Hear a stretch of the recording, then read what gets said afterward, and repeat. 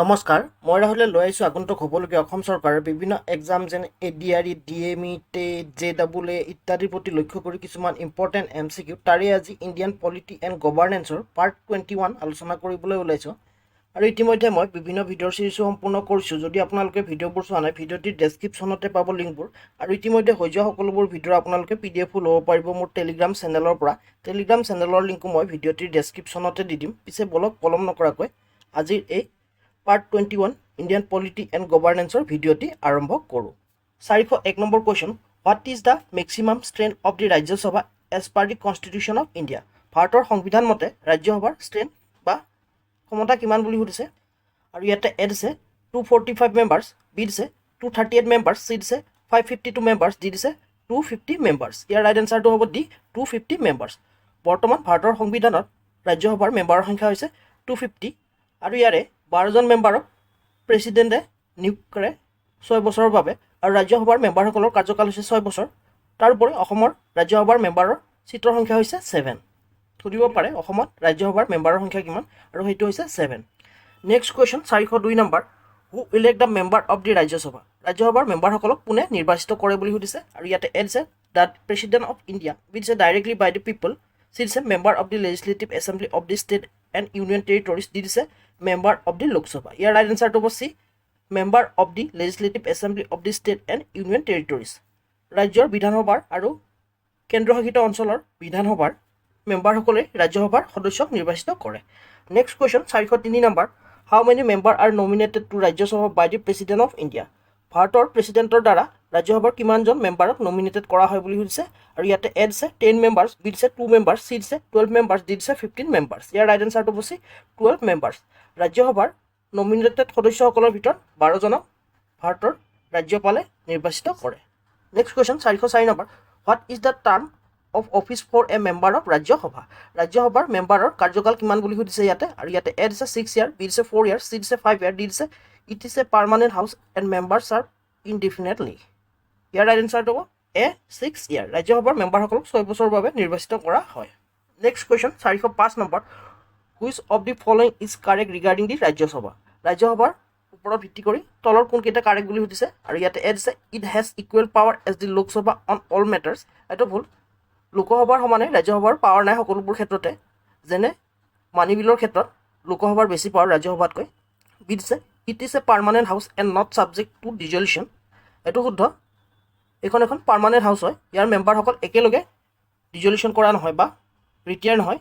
ইয়াৰে প্ৰত্যেক 2 বছৰৰ মূৰে মূৰে 1/3 মেম্বাৰহে ৰিটায়াৰ হয়। চি দিছে it can be dissolved by the president. এইটোও ভুল, প্ৰেছিডেণ্টে ডিজলভ কৰিব নোৱাৰে ৰাজ্যসভা। আৰু দি দিছে its member are elected for a term of 5 ইয়াৰ।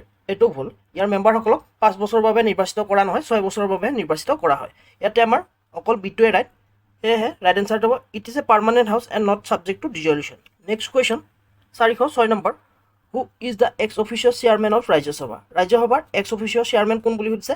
আৰু ইয়াতে এ দিছে the speaker of the Lok Sabha, B দিছে the vice president of India, C দিছে the president of India, D দিছে the prime minister of India. ইয়াৰ right এনচাৰটো হ'ব the vice president of India. Vice president of ইণ্ডিয়াই ex officio chairman হয় ৰাজ্যসভাৰ। Next question 407 number, what is the minimum age to become a member of Rajya Sabha? ৰাজ্যসভাৰ member হ'বৰ বাবে minimum as কিমান হ'ব লাগিব বুলি সুধিছে ইয়াতে। আৰু ইয়াতে এ দিছে 30 ইয়াৰ্ছ, বি দিছে 21 ইয়াৰ্ছ, চি দিছে 35 ইয়াৰ্ছ, ডি দিছে 25 ইয়াৰ্ছ। ইয়াৰ ৰাইট এনচাৰটো হ'ব এ 30 ইয়াৰ্ছ। ৰাজ্যসভাৰ মেম্বাৰ হ'বৰ বাবে তেওঁৰ নিম্নতম বয়স 30 বছৰ হ'ব লাগিব। Next question 408 number, in which of the following matters does the Rajya Sabha have special power? ৰাজ্যসভাৰ কোনটো ক্ষেত্ৰত স্পেচিয়েল পাৱাৰ আছে বুলি সুধিছে ইয়াতে। আৰু ইয়াতে অপশ্যনত এ দিছে মানি বিল। এইটো ভুল, মানি বিলৰ ক্ষেত্ৰত লোকসভাৰহে স্পেচিয়েল পাৱাৰ আছে, ৰাজ্যসভাৰ নাই। বি দিছে ইন্ট্ৰডিউচিং এ ন' কনফিডেন্স মশ্যন। এইটো ভুল। চি দিছে changing a name of boundaries of a state. এইটো ভুল। Next question D, creation of new all India services. এইটো শুদ্ধ। Creation of new all India ছাৰ্ভিচৰ ক্ষেত্ৰতহে ৰাজ্যসভাৰ বিশেষ স্পেচিয়েল পাৱাৰ আছে। Next question 409 number, a resolution pass by Rajya Sabha under article 249 of the constitution empowers the parliament to legislate on a state subject for a period of.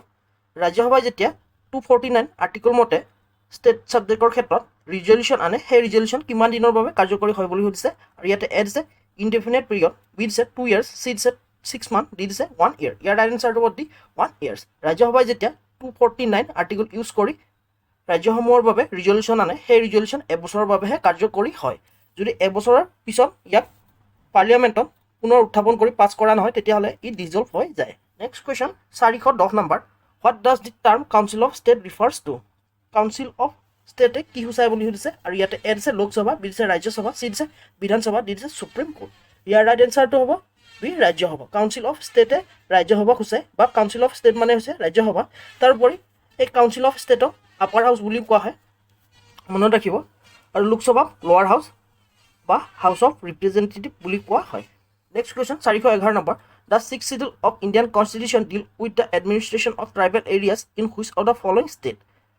Six শিডিউলৰ আণ্ডাৰত tribal এৰিয়াত administration বা প্ৰশাসন চলোৱা হয়, আৰু সেইটো বা সেইবোৰ কোনকেইখন ৰাজ্যত প্ৰশাসন চলাব পাৰি বুলি কৈছে, আৰু ইয়াতে এ দিছে অৰুণাচল প্ৰদেশ, নাগালেণ্ড, আছাম, মিজোৰাম, বি দিছে আছাম, মেঘালয়, ত্ৰিপুৰা, মিজোৰাম, ডি দিছে মণিপুৰ, নাগালেণ্ড, মিজোৰাম, ত্ৰিপুৰা, ডি দিছে আছাম, অৰুণাচল প্ৰদেশ, মেঘালয়, মিজোৰাম। ইয়াৰ ৰাইট এনচাৰটো হ'ব বি আছাম, মেঘালয়, ত্ৰিপুৰা, মিজোৰাম। অসম, মেঘালয়, ত্ৰিপুৰা, মিজোৰামতে অকল ছিক্স শিডিউল এৰিয়া আছে, আৰু এই ছিক্স শিডিউল এৰিয়াৰ বিষয়ে আমাৰ কনষ্টিটিউশ্যন মেনশ্যন আছে, আৰু এইটো খুবেই প্ৰায়ে ছিক্স শিডিউল এৰিয়া থকা ষ্টেটকেইখনৰ নাম, সেইটো মনত ৰাখিব, আৰু এয়া হৈছে Assam, Meghalaya, Tripura, Mizoram. Next question 412 number, which of the following is not a function of the autonomous district council under the six schedule? Six শিডিউলৰ আণ্ডাৰত অট'নমাছ ডিষ্ট্ৰিক্ট কাউন্সিলৰ কোনটো কাৰ্য নহয় বুলি সুধিছে তলত উল্লেখ কৰাসমূহৰ ভিতৰত? এ দিছে making law on subject like land forest management, এইটো শুদ্ধ। ছিক্স শিডিউলৰ আণ্ডাৰত লেণ্ড ফৰেষ্ট মেনেজমেণ্ট ইত্যাদিৰ ক্ষেত্ৰত ল বনাব পাৰি। বি দিছে administration of civil and criminal justice, এইটো শুদ্ধ। ছিক্স শিডিউল এৰিয়াৰ ভিতৰত চিভিল আৰু ক্ৰিমিনেল জাষ্টিছৰ ক্ষেত্ৰত ল বনাব পাৰে। চি দিছে levying and collecting tax on certain specified matters, এইটো শুদ্ধ। বিশেষ ক্ষেত্ৰত টেক্স কালেকশ্যন বা ইয়াৰ মেটাৰৰ ক্ষেত্ৰত আইন বনাব পাৰে। ডি দিছে enacting law on international trade and agreement, এইটো হ'ল ইণ্টাৰনেশ্যনেল ট্ৰেডৰ ক্ষেত্ৰত ছিক্স শিডিউলৰ অট'নমাছ কাউন্সিলে ইয়াৰ আইন বনাব নোৱাৰে, এয়া কেন্দ্ৰীয় চৰকাৰৰহে অধীনত পৰে। সেয়া আমাৰ ৰাইট এনচাৰটো হ'ব D enacting law on international trade and agreement. Next question 413 number, as per the six schedule and autonomous district council বা চমুকৈ ADC বুলি কোৱা হয় যাক, can consist of a maximum of how many members? Autonomous district council কিমানজন মেম্বাৰেৰে গঠিত হয় বুলি সুধিছে ইয়াতে, আৰু ইয়াতে এ দিছে 25 মেম্বাৰ্ছ, বি দিছে 30 মেম্বাৰ্ছ, চি দিছে 40 মেম্বাৰ্ছ, ডি দিছে 50 মেম্বাৰ্ছ। ইয়াৰ ৰাইট এনচাৰটো B 30 members. Autonomous district council 30 মেম্বাৰ্ছৰ জৰিয়তে গঠন কৰা হয়, কিন্তু BTC বা BTR, যি নতুনকৈ BTR নাম হৈছে, ইয়াৰ ক্ষেত্ৰত এক্সেপশ্যন আছে, ইয়াৰে মেম্বাৰৰ সংখ্যা হৈছে 40 জন। Next question 414 number, in a autonomous district council ADC how are the member are appoint elected? Autonomous district কাউন্সিলৰ মেম্বাৰসকলক কেনেকৈ এপইণ্ট বা ইলেক্ট কৰা হয় বুলি সুধিছে, আৰু ইয়াতে এ অপশ্যন আছে all member are nominated by the governor, B দিছে all member are elected on the basis of adult suffrage, C দিছে 4 member are nominated by the governor and the remaining are elected, D দিছে member are nominated by the state government and the central government equally. ইয়াৰ right এনচাৰটো হ'ব C 4 member are nominated by the governor and remaining are elected. Autonomous ডিষ্ট্ৰিক্টৰ ক্ষেত্ৰত 4জন member গভৰ্ণৰে বা সেই ৰাজ্যৰ গভৰ্ণৰে নিৰ্বাচিত কৰে, আৰু বাকীসকল সাৰ্বজনীন প্ৰাপ্তবয়স্কৰ ভোটাধিকাৰৰ ভিত্তিত ইয়াক নিৰ্বাচন কৰা হয় বা ইলেকশ্যনৰ জৰিয়তে ইয়াক নিৰ্বাচন কৰা হয়। Next question 415 number, the provisions of the six schedule are applicable under which of the following articles of the Indian constitution? ভাৰতৰ সংবিধানত ছিক্স শিডিউলৰ বিষয়ে কিমান নম্বৰ আৰ্টিকলত উল্লেখ আছে বুলি সুধিছে, আৰু ইয়াতে এ দিছে আৰ্টিকল 244(1), বি দিছে আৰ্টিকল 275, চি দিছে আৰ্টিকল 244 ক্লজ 2, ডি দিছে আৰ্টিকল 339। ইয়াৰ ৰাইট এনচাৰটো হৈছে আৰ্টিকল 244 ক্লজ 2। আৰ্টিকল 244 ক্লজ 2তে ছিক্স শিডিউলৰ বিষয়ে মেনশ্যন আছে। Next question 416 number, what is the primary objective of the six schedule of the Indian constitution? ভাৰতৰ সংবিধানৰ যি ছিক্স শিডিউল আছে তাৰ উদ্দেশ্য কি বুলি সুধিছে, A to integrated the tribal areas into the mainstream administration of the state, B দিছে to protect the rights culture and custom of the tribal population, C দিছে to provide a separate political system for tribal communities, D দিছে to empower the state government with full control over tribal areas. ইয়াৰ right এনচাৰটো হ'ব to protect the rights culture and custom of the tribal areas. ট্ৰাইবেলসকলৰ অধিকাৰ, সংস্কৃতি ইত্যাদিৰ সুৰক্ষাৰ বাবে এই ADC গঠন কৰা হয়। Next question 417 number, the elected member of autonomous district council ADC hold office for a term of?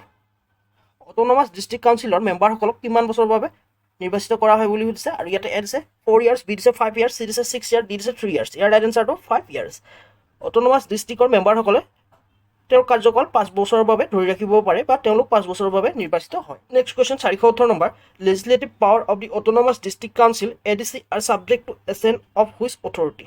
Autonomous district কাউন্সিলৰ যি লেজিসলেটিভ পাৱাৰ আছে ইয়াৰ ক্ষেত্ৰত কোনে বা কোনটো অথৰিটিয়ে স্বাক্ষৰ কৰে বুলি সুধিছে।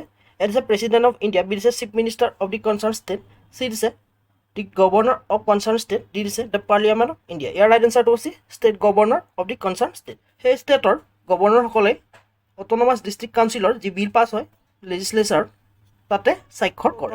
Next question 419 number which committees recommendations form the basis for the 6th schedule of the Indian constitution. ইয়াতে দিছে আমাৰ সংবিধানত যে 6th শিডিউল উল্লেখ কৰা আছে ইয়াৰে কোনটো কমিটিয়ে ৰিকমেণ্ডেশ্যন দিছে বুলি সুধিছে। আৰু ইয়াতে এ দিছে চৰকাৰী কমিশ্যন, বি দিছে LM সিংভি কমিটি, চি দিছে বলৱান ৰায় মেহতা কমিটি, দিছে বৰদলৈ কমিটি। ইয়াৰ ৰাইট এনচাৰটো হ'ব দি বৰদলৈ কমিটি। বৰদলৈ কমিটিয়ে 6th শিডিউল এৰিয়াৰ ক্ষেত্ৰত ৰিকমেণ্ডেশ্যন দিছে। নেক্সট চৰকাৰী কমিশ্যনে ৰিজাৰ্ভেশ্যনৰ ক্ষেত্ৰতহে ৰিকমেণ্ডেশ্যন দিছিলে। আৰু বি আৰু চি দিছে LM সিংভি কমিটি, বলৱান ৰায় মেহতা কমিটি। এই দুটা কমিটি হৈছে পঞ্চায়তৰ ওপৰত ৰিকমেণ্ডেশ্যন দিয়া committee. Next question 420 number The governor has the power to take which of the following action regarding an autonomous district under this 6th schedule? A is transfer the administration of a tribal areas to the state government permanently. B is unilaterally dissolve the district council at any time without a reason. C is create a new state by combining 2 or more autonomous districts. D is increase or diminish the area of any autonomous district by public notification. Your right answer to the increase or diminish the area of any autonomous district by public notification. So আজিলৈ মানে আশা কৰোঁ মোৰ ভিডিঅ'টিৰ জৰিয়তে আপোনালোকে উপকৃত হ'ব। যদি ভিডিঅ'টি ভাল লাগিছে লাইক কৰিব, কিবা আপগ্ৰেড কৰিবলগীয়া থাকিলে মোক কমেণ্ট কৰি জনাব পাৰে। তদুপৰি যোৱাৰ আগতে চেনেলটো ছাবস্ক্ৰাইব কৰিবলৈ নাপাহৰিব আৰু পাৰিলে আপোনালোকৰ বন্ধু বান্ধৱীসকলৰ মাজতো চেনেলটো শ্বেয়াৰ কৰি দিব। হয়তো আপোনালোকৰ এই শ্বেয়াৰৰ জৰিয়তে তেওঁলোকে আহিবলগীয়া বিভিন্ন এক্সামত উপকৃত হ'ব পাৰে। আজিলৈ মানে পুনৰ এটি নতুন ভিডিঅ'লৈ অতি শীঘ্ৰে লগ পোৱাৰ প্ৰতিশ্ৰুতিৰে আজিলৈ ধন্যবাদ।